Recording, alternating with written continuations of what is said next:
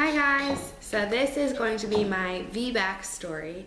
And if you don't know what a VBAC, it is a vaginal birth after cesarean section, which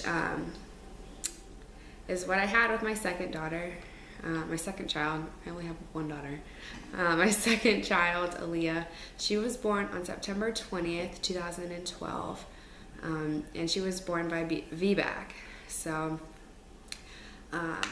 I found out I was pregnant with Aaliyah, I want to say when my son was about 4 or 5 months. I found out really late with her. I was almost 8 weeks pregnant when I found out that I was actually having another baby. So it was really close. Like the turnaround was really, really fast. So when I went to my doctor, I had told him, hey, like, listen, I'm not having another C-section. I already told him from the jump, like, that first one, okay, I had to have that. Like, that was an emergency. That was not part of my plan. But the second time around, I'm going in there with the mindset that I'm going to have a VBAC and I am not going to have a C-section. So unless something's going on crazy like it did the first time, then I'm not going to have a C-section. So my doctor was really, really awesome, and he was like, okay, cool. You don't want to have a C-section? I don't want you to have a C-section. I want you to experience a natural birth just like how everybody else, can have one. He's like, you're going to have one. And he's just like, I think your body can handle it. And I'm like, yes, like, this is so awesome. So I was really excited that we were both like on the same page. And I had kind of just had this plan of like what I wanted to happen. Obviously with, my C-section, I had a plan too, but plans changed, as do, most things in life. So, excuse me, I want to say I went to my 39-week appointment. My daughter was due September 16th, 2012, and my birthday September 15th. And I want to say I went to the doctor to the doctor the week before my birthday. I remember. I went to the doctor the week before, and they said, hey, if she's not here by her due date, like, we're gonna have to schedule a C-section because we don't want to put your body at too much stress. Like, we don't want, your scar tissue or anything just to, like, be too stressed or whatever. So I said, okay, fine. But in my mind, I'm like, I'm not having no damn C-section. So y'all can plan all you want, but it's not gonna happen. So I remember looking at the calendar, and they're like, all right, well, when do you want her to be born? Blah, blah, blah, blah. Like, if she doesn't come or whatever. And I remember looking at the calendar, and I was like, my husband was like, well, why don't you, have it on your birthday? And that way you guys can have the same birthday. I'm like, no, like, who wants to have the same birthday as their mom? Like, no, she needs to have her own day. Like, she needs to have her own special day. So I remember looking at the calendar, and the 20th was like the following week after she was due, and I was like, oh, we'll do it on the 20th. Like, that'll be good. That'll be cool. Because then I was like, well, her birthday could be 9/20/2012. Like, 20 and 2012. I don't know. Whatever. So, and I also wanted Dr. Brooks, like my doctor, to do the C-section. I didn't want any other doctor. And he was working that day. So, September 15th came, my birthday came, still pregnant. September 16th came, her original due date, and I was still pregnant. So in my mind, I'm like, oh man, like, she's not gonna come. Like, I'm gonna have to have this C-section. I don't want to have a C-section. Like, baby, please. Like, I was doing everything, like walking. I remember doing like jumping jacks. Like, I was just, please come, like, please come out. So, then the night before my scheduled C-section, my mom had came up, like always. She had came up, and I remember waking up at like 2 in the morning. It's like 1 or 2 in the morning, and I was supposed to be at the hospital by 7 because I think my C-section was scheduled for like 9 or 10. And I remember waking up, and I was just like, oh my God, I'm in so much pain. Like, and it didn't hit me until like I was actually getting ready that like I was in labor. Like, these were contractions. Like, this is why I'm in so much pain. Your body's trying to get this baby out. So I'm getting up and I'm walking around. I'm like, Mom, like, I'm having contractions. Like, I don't know what's going on. Like, I'm in a lot of pain. And she's like, yeah, you're having contractions, So she started timing them. And they're about 5 minutes apart. one every 5 minutes apart. So then she's like, let's just go to the hospital. Like we have to go anyways. We're gonna go in a few hours, so we might as well just go now.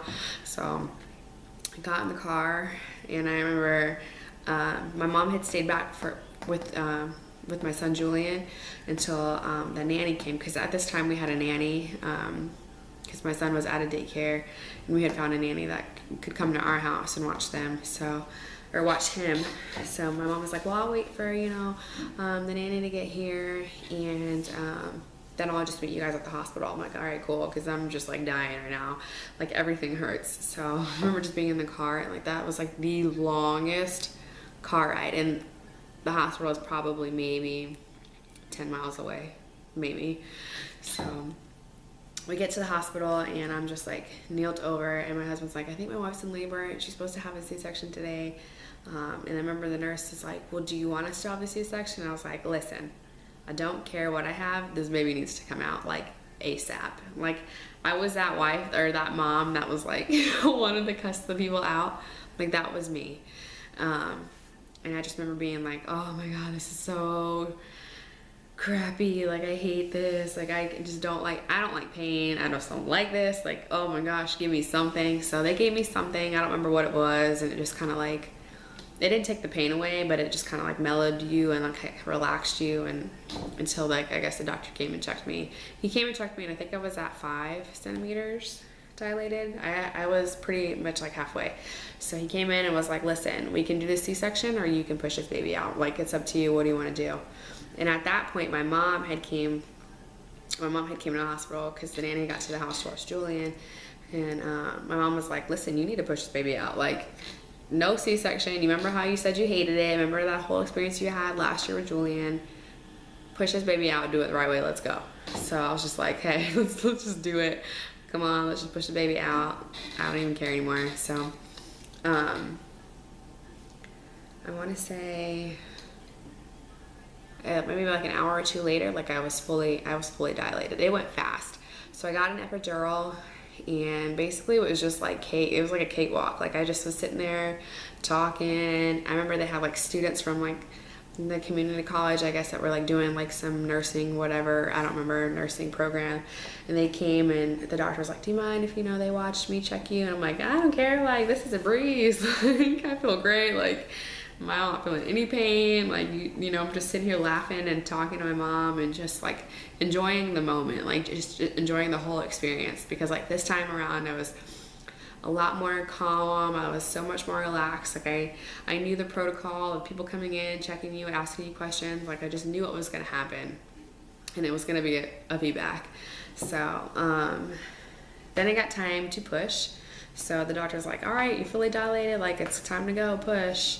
And then in 3 pushes she was out, and I just remember her just like coming out and them just laying her on my chest, and I just died. Like I just remember being like, like I got to finally, like, yes, thank you Jesus, thank you Lord, thank you for letting me have this experience. Like this is what I've always wanted to experience, like having the baby, putting the baby on my chest, like her seeing, like me being to blah blah blah blah, her looking at me looking at her, like just sharing that moment. Like I did all this hard work, went through all this to like experience this one moment, and like one moment, like I will never ever forget.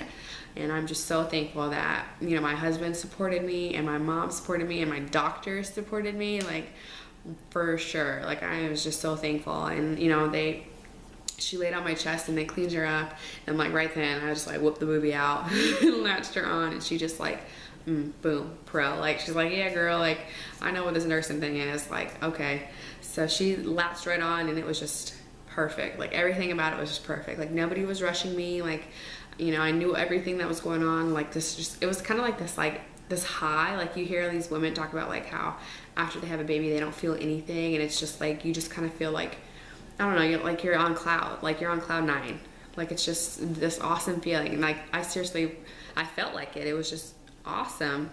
So they cleaned her up. I remember they were like, all right, can we weigh her now? And I'm like, yeah, sure. So they weighed her, and she was just tiny little thing, 6 pounds, 1 ounce, tiny little girl, little baby, skinny little legs. So They handed her back to me, and she didn't leave my side. I told them, like, nope, she's not leaving my side. I don't care what you need to do. If you need to see her, you come in here and see her. Like, you're not taking it away from me. Like, no, I'm not gonna risk that again. So they were really awesome about that, and I'm really appreciative that they were really cool with not having to, you know, interfere a lot, I guess is the word. So that was pretty awesome. It was a great experience, and I'm kind of happy though that like I've got to experience like 2 completely different births. Obviously, you know, I don't want to say like one was better than the other, but one was a lot more enjoyable.